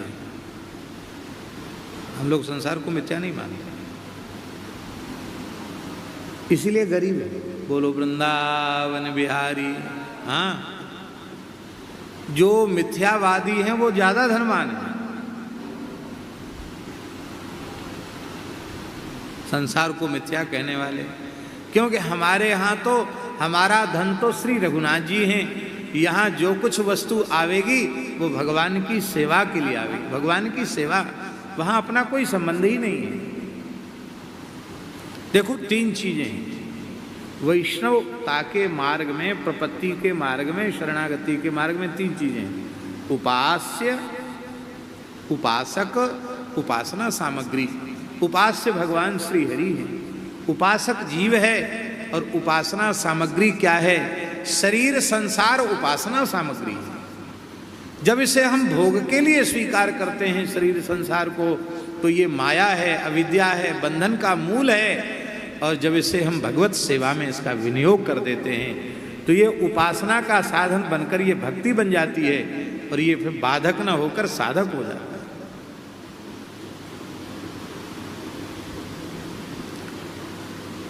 भगवान के मंदिर में भोग धराया गया, अब भोग बाहर आया, प्रसाद के रूप में हमको प्राप्त हुआ, तो हम लोग क्या उसको कपड़े में बांध करके 5 बार 7 बार नदी में डुबा करके तब खाते हैं क्या? क्यों नहीं पाते? किसी वैष्णव कैसे पाते देखा? क्यों नहीं पाते हैं?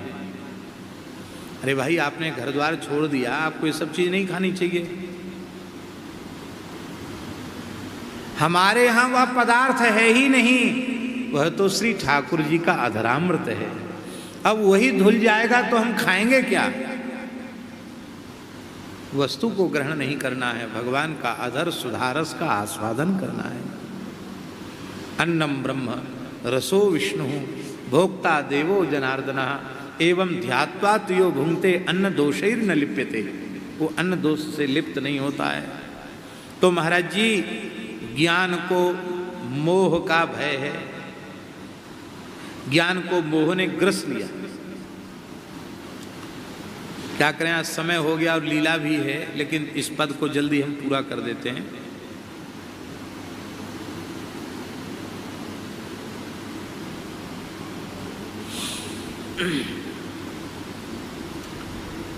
एक सज्जन का पुत्र मर गया, युवा पुत्र था, बड़ी पीड़ा की बात थी।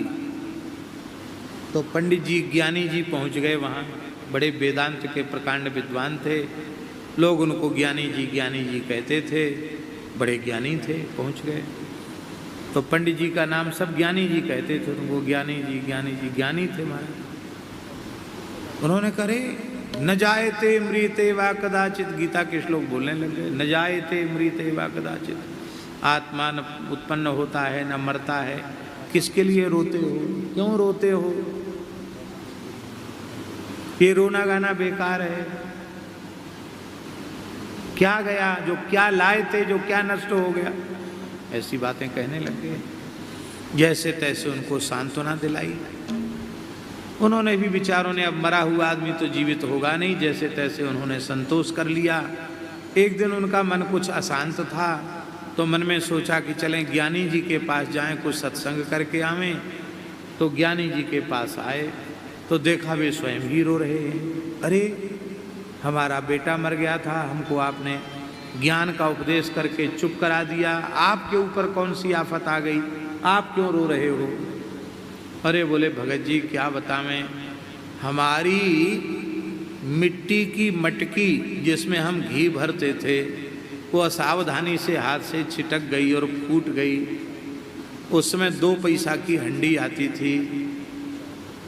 तो उस भगत ने कहा, हमारा 2 पैसा की हंडी के लिए रो रहे हो, वो हमारा बेटा मर गया था, उसमें तो गीता के श्लोक बोल रहे थे, ये 2 पैसा की हंडी के लिए रो रहे हो, गीता का ज्ञान किसी काम में नहीं आया आपके। तो उस ज्ञानी ने कहा, अरे मूर्ख, हमारा इतना भारी नुकसान हो गया, उस पर कोई संवेदना तो तू व्यक्त कर नहीं रहा है, उल्टे हमको उपदेश देने चला। अरे बेटा तेरा था और हंडी मेरी है, ये तेरी मेरी जहाँ लगा हुआ है, इसी का नाम है मोह।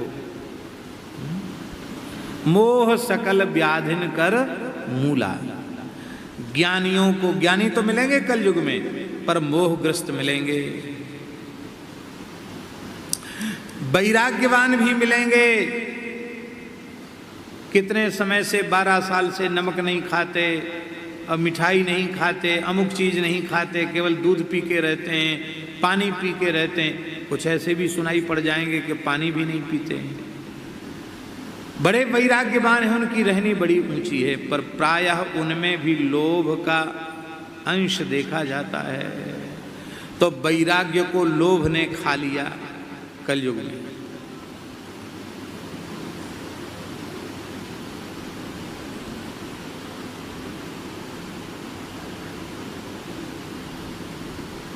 वैराग्य तो धारण किया है, पर वृत्ति संसार में रमण कर रही है। इसी को आदि शंकराचार्य जी ने कहा, कैसा है, अग्रे बन्ही पृष्ठे भानु, रात्रौ चिबुक समर्पित जानु, तरुतल वृक्षा करतल वासा। क्या है, रात्रौ चिबुक समर्पित जानु, करतल भिक्षा तरुतल वासा, तदपन मुंचत्यासा पाशा, भज गोविंदम भज गोविंदम गोविंदम भज मूढ़मते। इतना विरक्त है कि अग्रे बन्ही, ठंडी में आंच बरा करके, अग्नि ताप करके निर्वाह कर लेता है। दिन में पृष्ठे भानु और रात्रौ चिबुक समर्पित जानु, घोंटू ठोड़ी से लगा के से सुकुड़ के सो जाता है।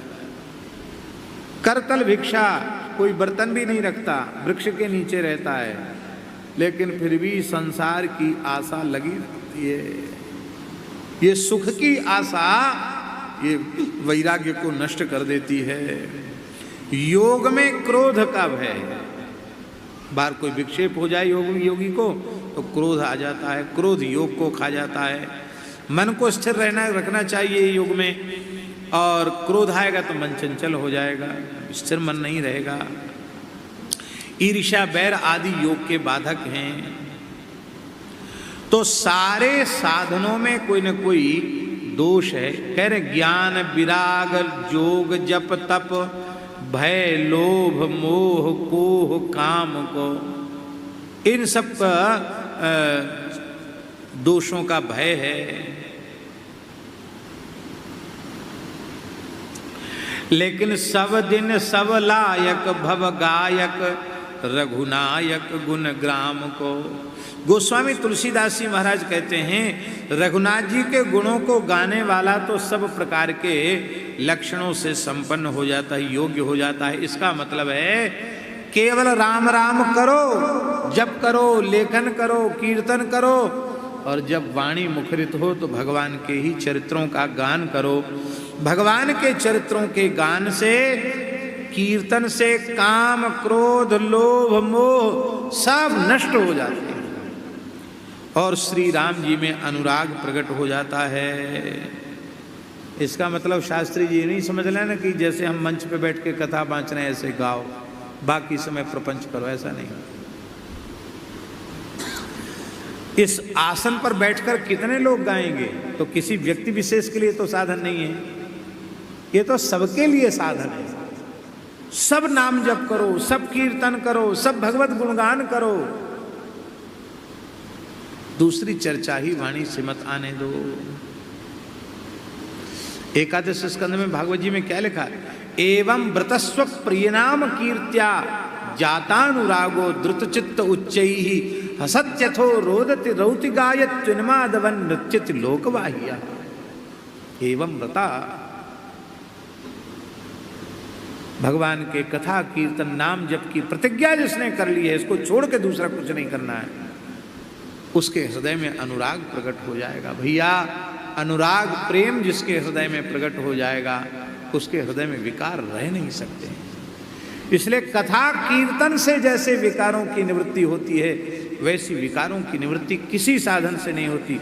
सारे साधन करो पर कथा नित्य सुनो, कीर्तन नित्य करो, नाम जप निरंतर करो।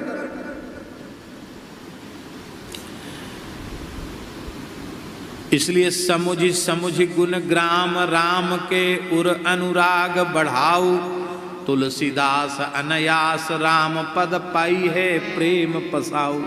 विनय पत्रिका में गोस्वामी जी ने कहा है। और दूसरी बात क्या है? बैठे नाम काम तरु तरु डर कौन घोर घन घाम को। गोस्वामी जी कहते हैं तुम नाम के आश्रय लेकर के, राम नाम का आश्रय लेकर के बैठे हो, ये राम नाम साक्षात कल्प वृक्ष है। इसके नीचे बैठने पर घाम की तीक्ष्णता तपन उसकी अनुभूति नहीं होती है। ये कलिकाल का जो प्रचंड प्रताप है, इसका जो प्रचंड घर्म है, इसकी जो गर्मी है, वो राम नाम रूपी कल्प वृक्ष की छाया में बैठने वाले को कभी व्याप्त नहीं होगी और उसकी सारी कामनाएं अपने आप पूर्ण हो जाएंगी। पूर्ण होना क्या है? निष्काम हो जाना ही सारी कामनाओं का पूर्ण होना है। नाम जापक के मन में कोई कामना नहीं रहती है। अंतिम बात, को जाने को जई है जमपुर, को सुरपुर पर धाम को, तुलसी ही बहुत भलो लागत जग जीवन राम गुलाम को। को जाने को जई है जमपुर। बातें चाहे जितनी लंबी चौड़ी कर लो, मरने के बाद किसको जमलोक जाना पड़ेगा कोई ठिकाना नहीं। क्यों? मरने के समय क्या वृत्ति होगी, कौन सा अपराध बन जाएगा, कहाँ जाना था, कहाँ चले जाएंगे। देखो एक बात बता दें आपको, समय तो हो गया फिर भी बता देते हैं। आपने वृंदावन की एक विभूति का नाम सुना है? टोपी कुंज के महंत, टोपी कुंज निम्बार्क संप्रदाय का प्राचीन स्थान है। वहाँ के महंत परम पूज्य महंत श्री बाबा माधवदास जी भक्तमाली जी, जिनसे पूज्य पंडित श्री जगन्नाथ प्रसाद भक्तमाली जी ने भक्तमाली जी का प्रसाद प्राप्त किया। सिद्ध पुरुष थे महाराज जी, बाबा श्री माधवदास जी भक्तमाली। भगवत प्राप्त जीवन मुक्त सिद्ध पुरुष थे। हमारे खाकचौक वाले महाराज जी, पूज्य गुरुदेव पहाड़ी बाबा महाराज भी उनके स्मरण करते थे। महाराज जी भाग के जब बचपन में आए थे तो सबसे पहले टोपी कुंजी पहुंचे, वहां रहे, कई महीना रहे वहां। तो बाबा ने कहा कि क्या, क्यों यहाँ रह रहे हो? बोले हम आपकी बहुत श्रद्धा रखते हैं, आपसे भेष लेना चाहते हैं। आज के जैसा जमाना नहीं था कि किसी ने कहा तो तुरंत उसको लंगोटी दे दिया।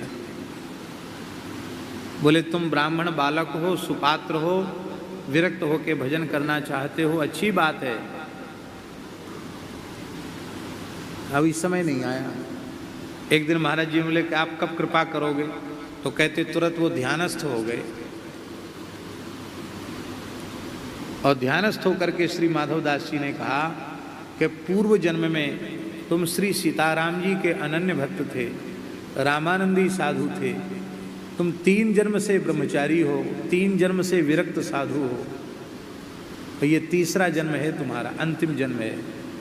तो तुम्हारे सद्गुरुदेव भगवान मैं नहीं, तुम्हारे सद्गुरुदेव भगवान पहाड़ी बाबा खाकचौक आश्रम में हैं, श्री स्वामी लक्ष्मण दास जी महाराज। विप्रकुल का शरीर है, ब्रजवासी शरीर है, बड़े उच्च कोटि के महात्मा हैं, वे ही तुम्हारे सद्गुरु हैं। अब वो दीक्षा जल्दी देते नहीं हैं, लेकिन तुम हमारा नाम लेना कि बाबा ने भेजा है, तो वो कृपा कर देंगे। महाराज जी कहते मैंने जैसे बाबा का नाम लिया तो गुरु जी प्रसन्न हो गए, श्री स्वामी लक्ष्मण दास जी। बोले भाई अब उन्होंने भेजा है तब तो तुम्हारी पात्रता में कोई अंतर नहीं है, पर तुम कहो कि हम चेला बनाने के बाद बहुत दिन तक तुमको रगड़ना पड़ेगा यहाँ साधुओं की रगड़ में। बोले ठीक है, क्या रगड़ना पड़ेगा? तो महाराज जी कहते कि पहले उन्होंने शिष्य बनाया, बोले हमको तो जल्दी भेज दे दिया उन्होंने, गुरु जी ने, महापुरुष ने भेजा था ना। भेजने के बाद पहले गौ सेवा में लगा दिया, गैया चराने भी जाओ, गैया लेने भी जाओ, नियार बनाओ, सानी बनाओ, धार काढ़ो। महाराज जी कहते पल्ली पार गैया चराने जाते थे, पुराना जमाना था। कुछ वर्ष गो सेवा में रखा और गो सेवा के बाद बोले अब तुम पंचगव्य दे करके फिर कहा कि रसोई में भर्ती हो जाओ। कुछ दिन रसोईया बना के रखा, कुछ दिन नहीं कुछ वर्ष, और रसोई बनाने के बाद फिर मंदिर में पुजारी बनाया खाकचौक में। जैसे कक्षाएं होती ना, प्रथमा, मध्यमा, शास्त्री, आचार्य, ये भी हमारे साधुओं की कक्षाएं हैं ऐसी। अब तो क्या करें, समस्या है, सीधे पूजा में घुसाना पड़ता है, ऐसा नहीं, क्रम है उसका, इस क्रम से जाओ आगे। अब पुजारी रहने के बाद कुछ वर्ष सेवा करने के बाद फिर बोले अभी तुमको पूरा ज्ञान नहीं हुआ, भेष भगवान में चारों फुट घूम के आओ, पैसे का स्पर्श करना नहीं, वाहन में चढ़ना नहीं, 2 रात्रि से अधिक कहीं रहना नहीं, और नारी जाति से सर्वथा दूर रहना। ये नियम महाराज जी को दे करके कहा कि जाओ घूम के आओ। 21 वर्ष तक महाराज जी ने पैदल पूरे भारतवर्ष का भ्रमण किया। कितने साल? अफगानिस्तान तक पैदल गए, बर्मा तक, तिब्बत तक पैदल गए। सब सुनाते थे कहाँ कहाँ गए, सब नक्शा उनके दिमाग में फिट था।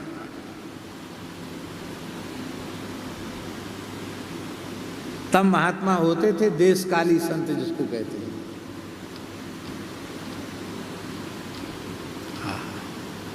हमें ये सब करने का अवसर तो नहीं मिला, पर ऐसे महापुरुषों के दर्शन का सौभाग्य जरूर मिला, उनकी कृपा प्राप्त करने का अवसर प्राप्त हुआ।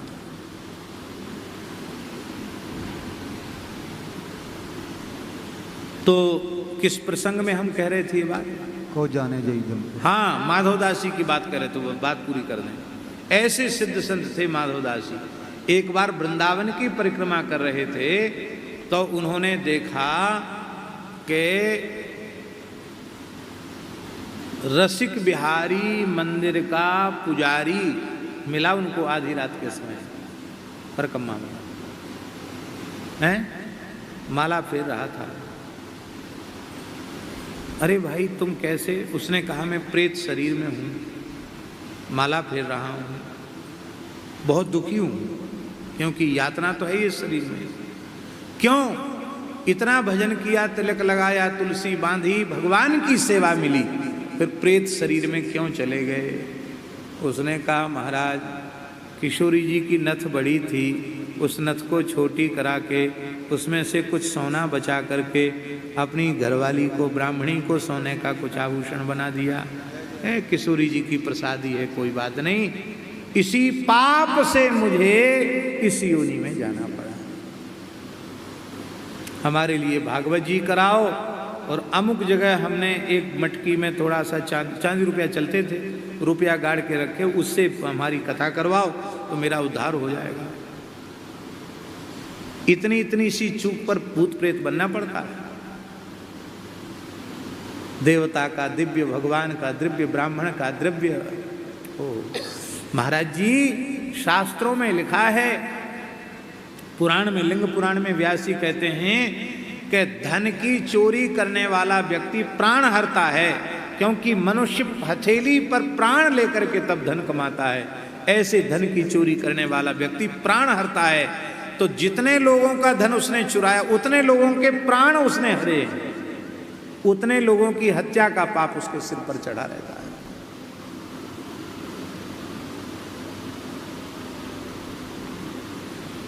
कभी भूल करके भी गौ, ब्राह्मण, संत का कोई द्रव्य हमारे व्यवहार में ना आ जाए।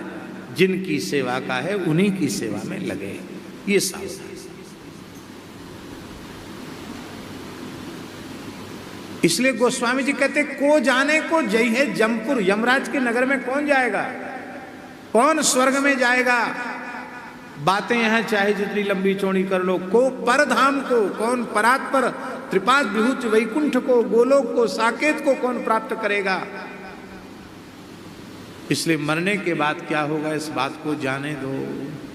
हमको तो यही अच्छा लगता कि जग तुलसी बहुत भलो लागत, जग जीवन राम गुलाम को। हमको तो सबसे भला यही लगता है कि हम जब तक जिए तब तक श्री रघुनाथ जी के चरणों के गुलाम होकर के जिए, उनके अकिंचन दास बन करके जिए, दासानुदास बन करके जिए। बोलो भक्तवत्सल भगवान। दूसरा भाव और है शास्त्री जी, दूसरा भाव ये है कि भाई तुम ये सब साधन करोगे तो भी तुमको भगवान का धाम मिलेगा, पक्की गारंटी नहीं है। क्योंकि यज्ञ करने वाला, दान करने वाला नृग गिरगिट बन गया, 100 अश्वमेध यज्ञ करने वाला नहुस अजगर बन गया। मलुकदास जी का पद है, साधो भाई अपनी करनी नाही, जे करनी का करें भरोसा, ते जम के पुर जाएं। इसलिए इनका हमें भरोसा नहीं है। हमको तो यही इच्छा लगता है कि राम जी के गुलाम बनकर